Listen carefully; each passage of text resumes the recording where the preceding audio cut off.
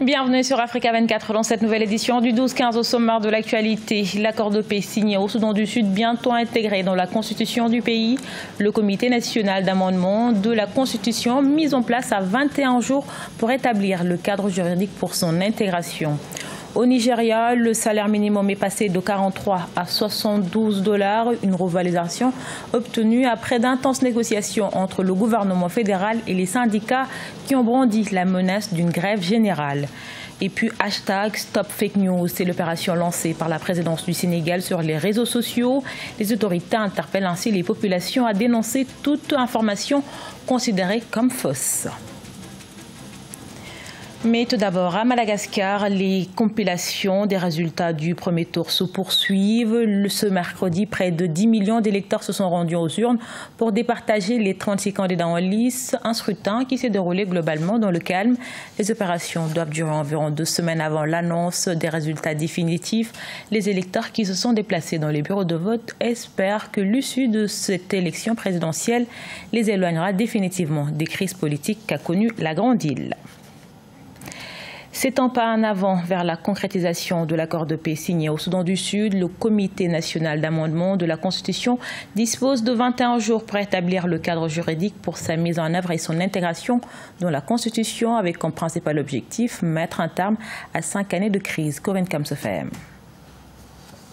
Pendant 21 jours, le Comité national d'amendement de la Constitution du Soudan du Sud rédigera et complétera un projet de loi portant amendement de la Constitution afin d'incorporer le pacte de paix dans la Constitution de transition. Les travaux du dit comité se sont ouverts le 5 novembre à Juba. Pour le président du comité, Gikara Gibara, ce début de mise en œuvre de l'accord récemment signé entre le président Salva Kiir et son adversaire Riek Machar va porter des fruits.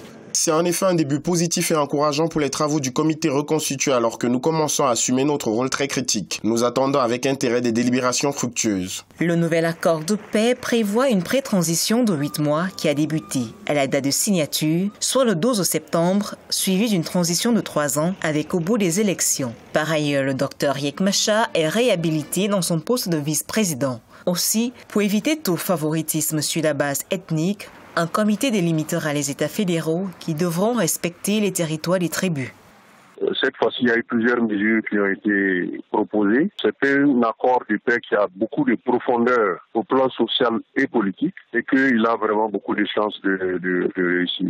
Le Comité national d'amendement de la Constitution du Soudan du Sud accomplira les tâches nécessaires à la préparation de la période de transition et à la formation du gouvernement d'unité nationale de transition revitalisé. Ce comité comprend les représentants de tous les signataires de l'accord de paix. En rappel, l'opposant Riek Machar est retourné à Juba le 31 octobre après 2 années d'absence dans un contexte de guerre civile qui a commencé en 2013. Après d'intenses négociations, un accord a été finalement trouvé entre les travailleurs nigérians et le gouvernement. Les deux parties sont convenues sur une augmentation du salaire minimum de 43 à 72 $. L'accord devra être entériné par le Parlement avant validation. Ange Bijou-Nomignon. Au Nigeria, des représentants des syndicats, du gouvernement nigérien et du secteur privé se sont mis d'accord pour augmenter le salaire minimum de 49 à 82 $. Cet accord, qui devra être entériné par le Parlement, a été obtenu après des semaines de tensions entre les différents acteurs. De nombreux syndicats avaient menacé d'entamer une grève illimitée si leurs revendications n'étaient pas prises en compte. Généralement, la richesse nationale, dans les pays africains en particulier, est assez mal répartie à cause d'une administration qui n'est pas très efficace. Les mécanismes qui sont prévus pour assurer des filets sociaux à la population en général, mais aux agents publics en particulier, ne fonctionnent pas, de telle sorte qu'on entend parler d'une richesse nationale qui frise des résultats semblables à ceux des pays développés, mais dans la vie courante des populations, on ne le ressent pas. Les tractations autour du salaire minimum au Nigeria ont lieu dans un contexte de vives tensions sociales et électorales. Le président Muhammadu Buhari, candidat à sa propre succession pour les présidentielles de février 2019, estime que sa proposition de revalorisation est réalisable, juste et possible. Beaucoup remettre en cause donc la pertinence d'un second mandat pour le général Buhari. Donc il a besoin maintenant de refaire sa popularité et de reconquérir de l'électorat. Cela va sans dire que cette revalorisation salariale pourrait jouer en sa faveur dans ce sens. Les 36 États du pays ont fait part de leur opposition à cette augmentation du salaire minimum, malgré les importantes aides accordées en 2018 par le gouvernement fédéral. Et pour limiter les pertes post-récolte, le Ghana lance une bourse de matières premières agricoles. Elle a été inaugurée ce mardi 6 novembre. La bourse des matières premières profitera à environ 1 million d'agriculteurs, première en son genre en Afrique de l'Ouest. La bourse ghanéenne permettra également aux agriculteurs d'utiliser leurs produits comme garantie et de gérer ainsi les risques de crédit et de défaut des emprunteurs. Par ailleurs, elle offre un dispositif d'information en temps réel sur les marchés et les prix via la messagerie texte. Les traitements anticancéreux, notamment la chimiothérapie, peuvent entraîner la perte de la totalité des cheveux. Les initiatives se multiplient pour aider les patients. Au Caire, la capitale égyptienne, un coiffeur offre des perruques adaptées au traitement aux enfants atteints de cancer. Cette initiative qui redonne le sourire influe directement sur le processus de traitement. Vinanoda. Cette pathologie touche aussi bien les adultes que les enfants. Il s'agit du cancer. Les traitements contre le cancer peuvent entraîner la chute partielle ou totale des cheveux.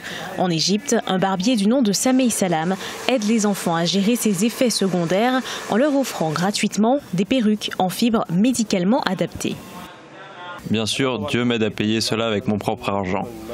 Mon père vend des perruques et il a pu me trouver des endroits où je peux les acheter. Avant de les offrir aux enfants, j'ai demandé quelles étaient les spécifications requises pour les patients atteints de cancer. Ça m'a permis de connaître les exigences des médecins. Lara Mostafa est atteinte de cancer à 5 ans. Ses parents ont fait appel à Samei Salam pour lui permettre de retrouver ses longues mèches noires. Après des mois de séances de chimiothérapie suivies d'une perte de cheveux, Lara Mostafa retrouve le sourire. Cette initiative devrait se répandre.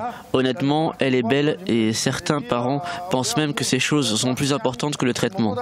Le traitement psychologique représente 50% du traitement du cancer.